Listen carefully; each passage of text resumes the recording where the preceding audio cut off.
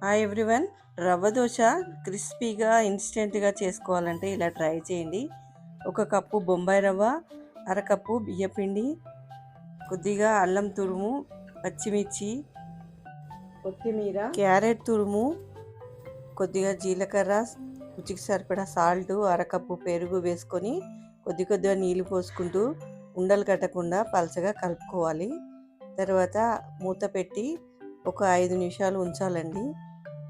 తర్వాత మూత తీసి ఒక కప్పుకి 4 కప్పుల లెక్కన వాటర్ పోసుకోవాలి. పలచగా ఉండాలండి. ఇంకా కొన్ని నీళ్ళు కలపాలి దీంట్లో. ఇలా కలిపేసి ఈ జారుగా ఉండాలి. ఇలా రెడీ చేసి పెట్టుకోవాలి. స్టవ్ పై ప్యాన్ పెట్టుకొని ఉల్లిపాయలు వేసి దానిపైన ఇలా గిన్నెతోటి వేసుకొని దానిపైన ఆయిల్ వేసుకోవాలి. అది క్రిస్పీగా అయ్యే వరకు కలపకూడదు. తర్వాత వెనకకి